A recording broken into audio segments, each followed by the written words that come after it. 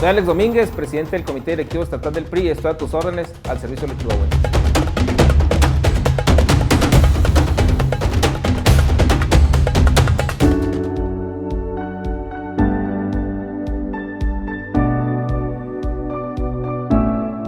Mira, en cuanto al tema de la reforma eléctrica, nosotros le decimos no a la reforma eléctrica planteada por el presidente por varias razones. Primero, no cumple con criterios internacionales de energías limpias.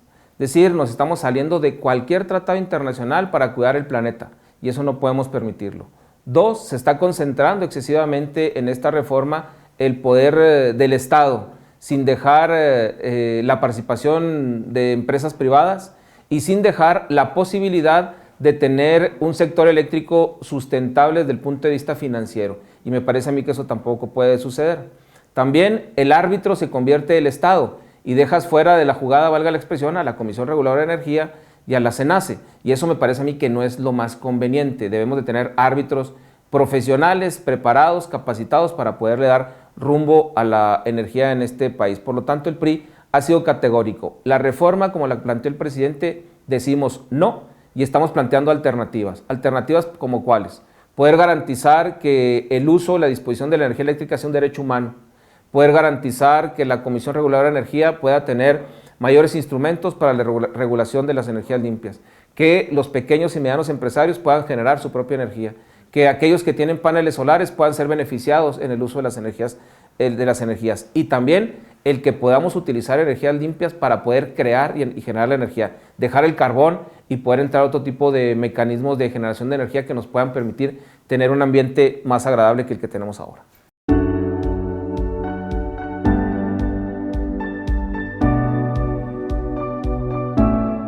Desde luego que hace un planteamiento el presidente nacional en 11 puntos hace algunos días, precisamente para posicionar estos temas. Y desde luego que esa es la línea de conducción que el PRI, al ser un partido nacional, estamos tratando de posicionar en el ánimo de las y de los mexicanos, en el ánimo de las y de los chihuahuenses, para poder hablar, reitero, de una posibilidad de que el ciudadano tenga un costo más barato de la energía eléctrica. Ese es el gran reto que tenemos y tenemos que buscar mecanismos alternativos para poderlo lograr. Y ese es el posicionamiento del PRI, ¿no?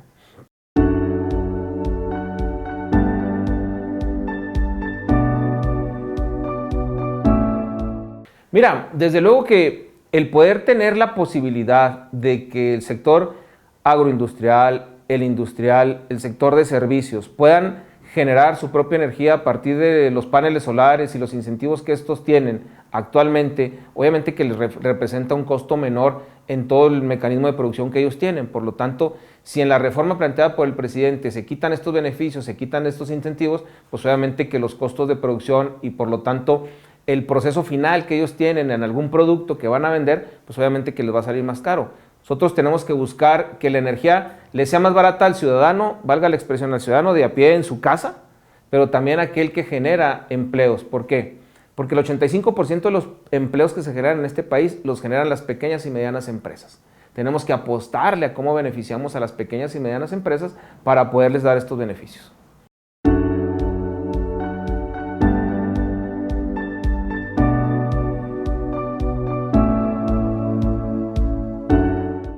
Desde luego que va en contra porque estamos generando energía a partir del carbón y eso es una energía muy contaminante y eso está en contra de los tratados o las convenciones internacionales que ha celebrado el país en materia de bonos de energías verdes y esta parte pues afecta en la parte, valga la expresión, particular del país, pero afecta en el tema del calentamiento global y entonces México no puede estar ajeno, México no es una isla, México tiene que estar inmerso en los acuerdos internacionales para poder estar en avanzada junto con los países que están buscando que el calentamiento global disminuya y que los efectos invernadero no estén generándose en el mundo. Por eso es importante que estemos inmersos en la energía solar, la energía eólica, todo este tipo de mecanismos de energías alternativas que nos permitan solucionar un problema que tenemos que es real de calentamiento global y que el país o el mundo se está convirtiendo en un problema de contaminación ambiental muy severo, ¿no?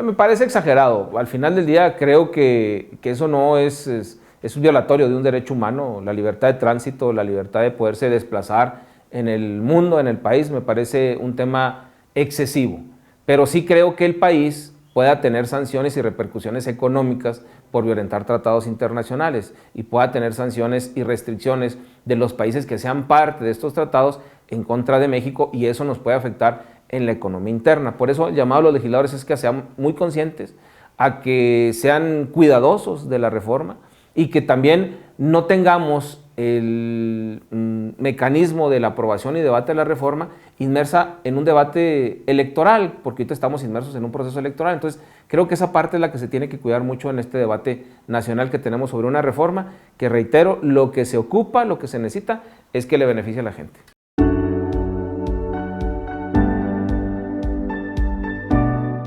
Mira, la revocación de mandato es una figura prevista en la ley que tiene como propósito la participación ciudadana. Y es una figura que es un instrumento que se le da a los ciudadanos.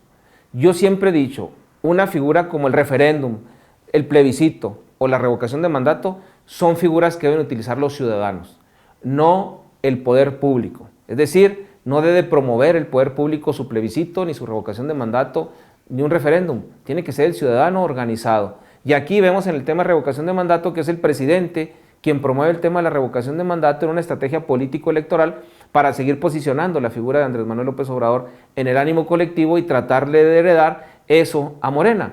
Entonces creo que, y estoy convencido que es un despropósito el planteamiento como se hace la revocación de mandato, es una estrategia propagandística, política, ante los nulos resultados que tiene el gobierno. ¿Por qué nulos resultados? Vamos a poner un ejemplo. Estamos en una inflación del 7.8% de inflación, lo nunca antes visto en los últimos 18 años. En los últimos 3 sexenios no teníamos una inflación de ese tamaño. Y hoy tenemos una inflación cercana al 8%. Estamos en una circunstancia donde no tenemos obras de infraestructura que generen competitividad, en particular en el Estado, ni al país. Estamos con un aeropuerto internacional que se acaba de inaugurar, que no tiene permisos para vuelos internacionales.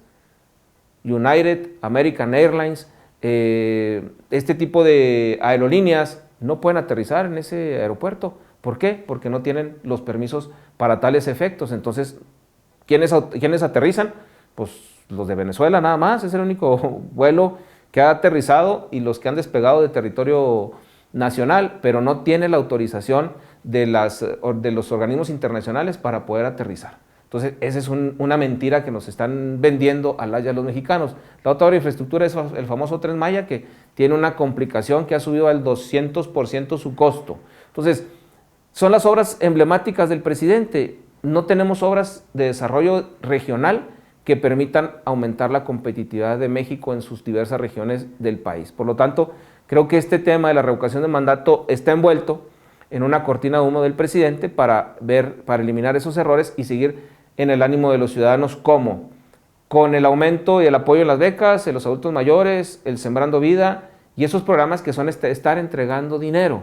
Y esa parte, pues obviamente que no es la solución a los problemas que tenemos las y los mexicanos.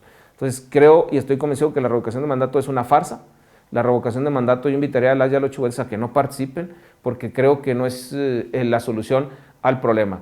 Al presidente se le eligió por 6 años. Que cumpla sus 6 años, que cumpla con lo que nos dijo a los chihuahuenses de que no aumentaré la gasolina acaba de aumentar, que nos dijo que la gasolina iba a costar 10 pesos y ahorita está entre los 22 pesos más o menos, y si le quitas el subsidio puede quedar en 29 pesos. Es decir, debe de hablar con claridad el presidente de la oferta que hizo en su campaña y los nulos resultados que tiene actualmente.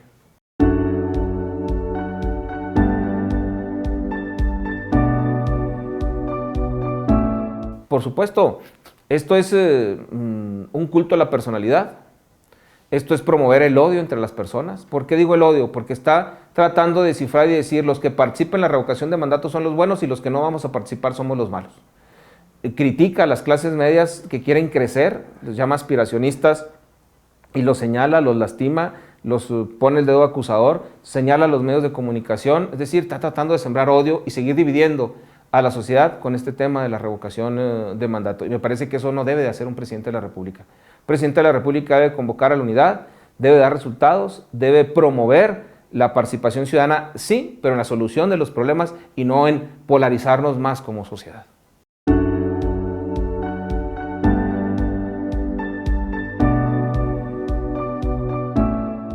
Por supuesto, el programa de escuelas de tiempo completo nace en gobierno del PAN con Felipe Calderón. Crece aún más en el gobierno del presidente Peña y hoy se eliminan en el gobierno del presidente López Obrador. ¿Qué beneficio? Obviamente que el tema de la pandemia hizo que los muchachos se retajeran a su casa, pero ¿qué beneficios tenía? Que el muchacho podía ir, desayunar y comer y tener horario extendido porque los papás tenían que trabajar. Y eso te da dos beneficios. Uno, el beneficio educativo en poder estar más tiempo en la escuela, el beneficio artístico-cultural en el desarrollo de habilidades, pero también el cuidado de los menores y de los hijos cuando los papás están trabajando y no están solos en su casa.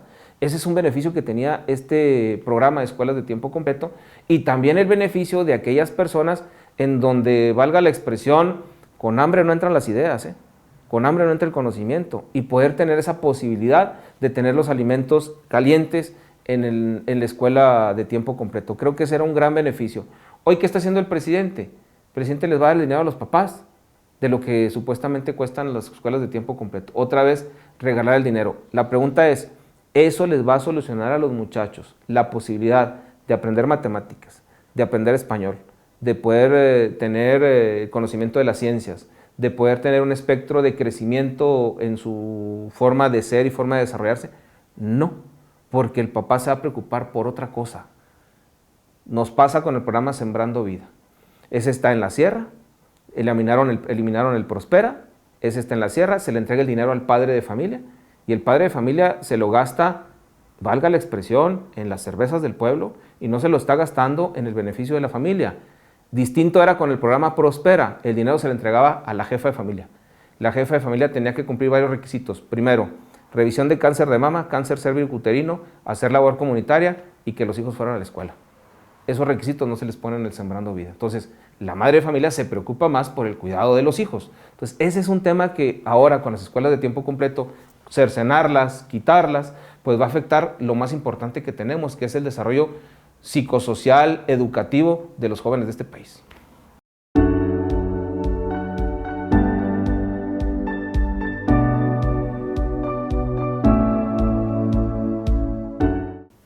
Mira, yo creo que afecta en mucho porque, reitero, el joven no va a tener las herramientas y los instrumentos para poderse desarrollar. La educación es el instrumento que nos permite es el igualador social, el que una persona pueda tener mayor educación, mayor crecimiento académico. Por lo tanto, creo que el eliminar las escuelas de tiempo completo, los apoyos escolares, va a disminuir la capacidad que podamos tener de crecimiento como país, porque el nivel educativo puede bajar.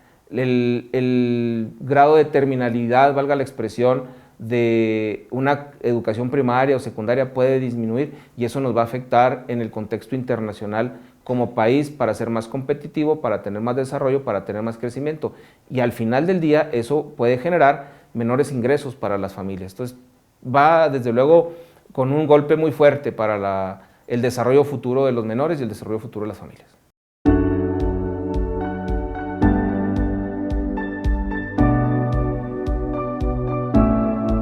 Nosotros nos encontramos como Chihuahua, se generó un blindaje en la elección pasada porque Morena no ganó. Avanzó el PAN y nosotros crecimos marginalmente, pero crecimos en el Estado. ¿Nosotros qué tenemos que hacer? En mi muy particular punto de vista, consolidar una alianza local de los partidos que no estamos de acuerdo con Morena, pero presentar una propuesta viable de por qué ellos no y nosotros sí. Una propuesta que tenga que ver con el desarrollo de infraestructura, una propuesta que tenga que ver con el desarrollo educativo, una propuesta que tenga que ver con el desarrollo económico del Estado, una propuesta que tenga que ver con los temas de seguridad del Estado de Chihuahua. Y creo que si nosotros somos capaces, en una alianza opositora, en consolidar temas de la región del Estado, vamos a poder avanzar de manera positiva en el ánimo de la gente. ¿Qué tiene que hacer el PRI? Y los actores políticos del PRI, aportar el conocimiento que tienen o que tenemos de la experiencia de haber sido gobierno durante muchos años. Y la experiencia no solo es los resultados exitosos, sino también los errores que se cometieron, para que no se sigan cometiendo. Esa es parte de lo que el PRI tiene que aportar en este proceso de alianza, en el cual se tendrá que construir en el transcurso de este año y parte del próximo, para poder llegar muy consolidados en una alianza conceptual, programática y electoral en el 2024.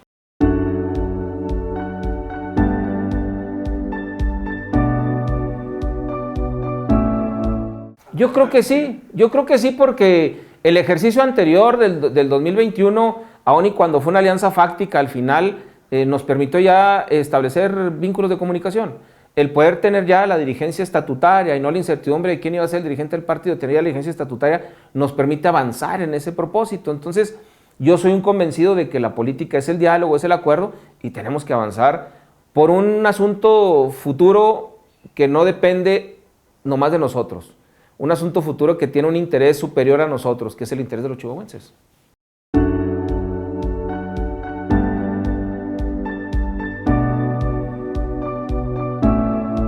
Pues mira, como todo, ¿eh? Obviamente que será difícil, habrá piedras en el camino, pero si hay voluntad se puede lograr. Y la voluntad tiene que plantearse a partir de poner sobre la mesa lo que podemos representar cada uno en esta alianza. Y yo pongo ejemplos muy claros. Nosotros gobernamos 26 municipios. En 9 municipios más quedamos en mejor posición que el PAN en la elección pasada. Pues obviamente que serán espacios que nosotros tendremos que pelear, pero también hay distritos electorales locales y federales en donde el PRI tiene que tener participación, porque nosotros le aportamos al triunfo del gobierno un porcentaje importante. ¿Para qué? Para que la elección no se judicializara, ¿eh? Si nosotros no tomamos la determinación nacional de que nuestra candidata al gobierno tomara la decisión de una alianza fáctica, la elección se puede abrir una impugnación, ¿eh? Y se puede ir a un debate jurídico que quién sabe qué pudiera haber pasado. Entonces el PRI le aportó votos y certeza jurídica al triunfo de la hoy gobernadora. Y entonces eso también habla de un principio en las alianzas, de solidaridad y un principio también de generosidad política que debemos de tener los actores al momento de sentarnos en una mesa.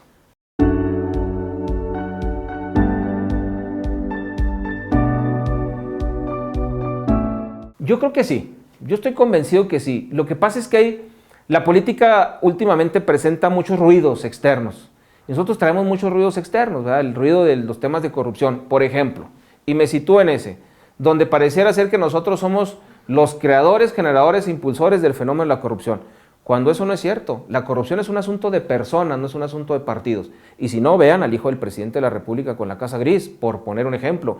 Vean a Bartlett con sus 4,000 casas, ¿verdad? Todas las propiedades que él tiene. Y resulta ser que cuando era del PRI era el diablo y ahora es como Dios, es como un ángel. Entonces me parece a mí que ese tipo de cosas la gente las percibe, la gente las ve. ¿Qué tiene que hacer el PRI? Comunicarse mejor, hablar muy claro, ser muy preciso en sus expresiones, y creo que eso es lo que tenemos que encaminar de cara al 24, ¿no?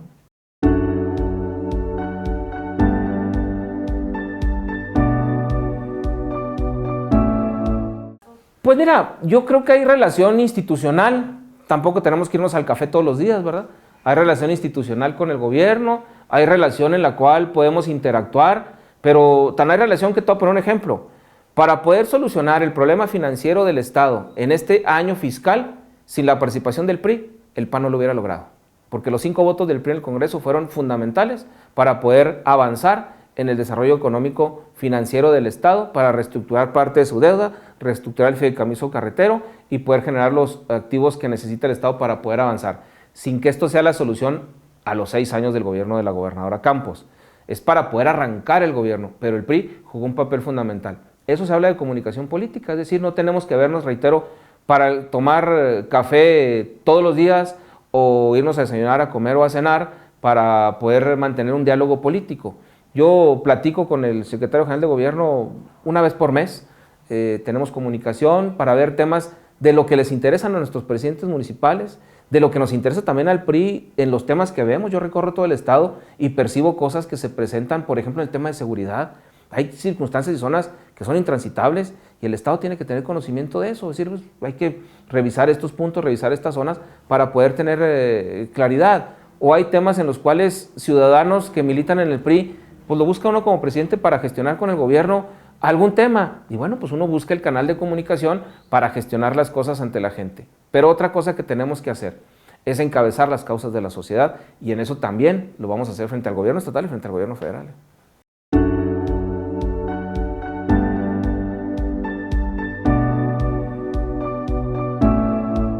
A ver, tú recorres el estado de Chihuahua y al exgobernador Duarte lo recuerdan por sus obras.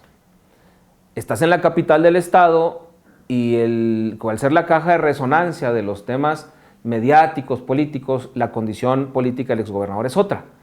pero yo diría que en el caso particular del exgobernador tiene que ser un proceso, cuando lo traigan, si es que lo traen, de acuerdo a lo que dicen los medios, debe de seguirse un debido proceso, cuidando las formalidades esenciales del procedimiento que marca la Constitución y no violentando los principios generales de este sistema de justicia penal acusatorio adversarial.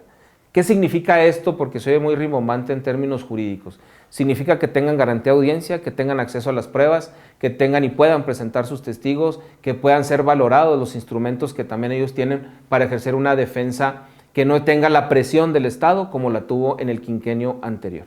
En el quinquenio anterior volvimos a un proceso inquisitorio. ¿Qué significa esto? Primero te sentencio y luego te proceso. Y muchos fueron primero sentenciados públicamente y luego procesados. Y ahora resulta que en los amparos y en los juicios que promovieron salieron libres. Por lo tanto, ¿qué te dice esto? Que hubo un uso de la justicia en términos políticos, no en términos jurídicos. Por lo tanto, entonces el exgobernador tendrá que hacer uso de una defensa técnico-jurídica para poder librar los cargos que pueda librar, presentando las pruebas suficientes para sacar adelante el reto. En la eventualidad de que lo libre, una persona que lleva a cabo un proceso donde se cuidaron las formalidades esenciales del procedimiento, el debido proceso, se ventilaron las pruebas, se usa un análisis técnico-jurídico de las cosas, y si resultas vinculado e imputado a una sentencia, pues serás culpable y tendrás que cumplir tu sentencia. Pero si después de hacer todo ese análisis resulta no vinculado y resulta libre, eres libre y no eres culpable. Porque lo mismo sucede con aquel que se le pueda estar imputando el robo de una bicicleta, o aquel que se les pueda estar imputando una administración fraudulenta. Es decir, para eso existe el mundo del derecho y para eso existen las leyes, para poder solucionar estos problemas. Entonces, creo que sí es un tema que vendrá a debate, ¿verdad? Pero también, quitando de lado eso, yo hago un comparativo, no solo del gobierno de Duarte, o el gobierno de Reyes, o el gobierno de Patricio Martínez, que son los últimos 3 gobernadores del PRI. Una obra de gran significado que haya hecho en 5 años Javier Corral. No hay una sola, ¿eh? No hay una sola. Y voy a mencionar Patricio Martínez, el exgobernador Martínez. Hizo estadios de béisbol, el hospital de la Mujer en Ciudad Juárez, tramos carreteros como el Libramiento San Jerónimo en Ciudad Juárez, el mejoramiento del periférico de la Juventud en Chihuahua, la ampliación de la Teófilo Borunda en conjunto con los presidentes municipales. No hay ni media obra de esas hecha por Javier Corral. Me voy al gobierno de Eliseo Reyes Baeza, el Boulevard Cuatro Siglos o el Boulevard Independencia en Ciudad Juárez. Me voy al mejoramiento del colector Conejos Médanos en Ciudad Juárez, que dota de agua potable a Ciudad Juárez. Me voy al Museo del Desierto en Delicias. Me voy a obras de infraestructura o obras vistosas o de atracción, como fue el poder traer por primera vez a Chihuahua empresas del ramo aeroespacial.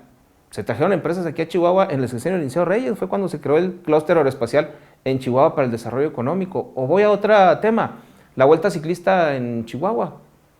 Una sola de esas, es más, la mitad de una de esas que hubiera hecho el gobernador Corral. Me voy al gobierno de César Duarte. No más una sola. El haber recuperado la paz y la tranquilidad en el estado de Chihuahua con los temas de inseguridad que vivimos. Con esa sola, no hay ni la mitad, ni la cuarta parte de una obra de infraestructura del gobierno del PAN Corral en su quinquenio. Esa parte también la gente la tiene que valorar. Yo que le pido a las y a los chihuahuenses, que no solo nos valoren por estos señalamientos, porque estos señalamientos los tiene el hijo del presidente, los ha dicho la propia gobernadora, ha dicho que el gobernador Corral tiene algunos señalamientos sobre este tema. Es decir, no es un asunto de partidos, puede ser un asunto de personas. Entonces, sáquenos a los partidos de esa jugada, valga la expresión, y valoren los perfiles cuando veamos una elección y valoren lo que sabemos hacer cuando somos gobierno. Y en eso tenemos un mundo de diferencia entre los beneficios que ha traído el PRI y los que han hecho otros gobiernos en el Estado.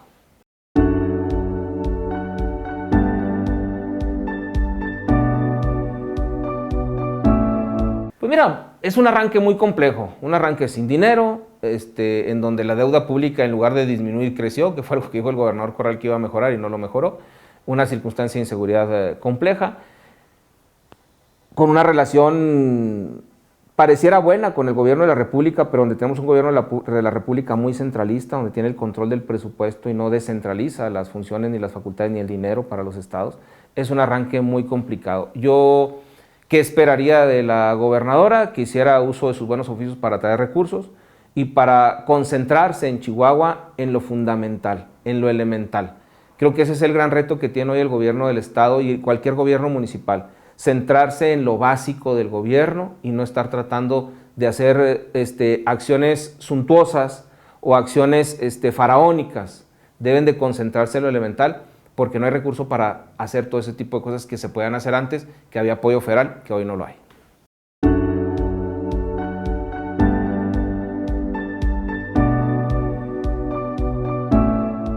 Agradecerles la oportunidad que me brindan de poderme comunicar, de poder plantear estas ideas, decirles a las y a los militantes del PRI, en primer término, que confíen, que vamos a establecer diálogo político con todos, que vamos a ser incluyentes y que buscamos mejorar la condición del PRI.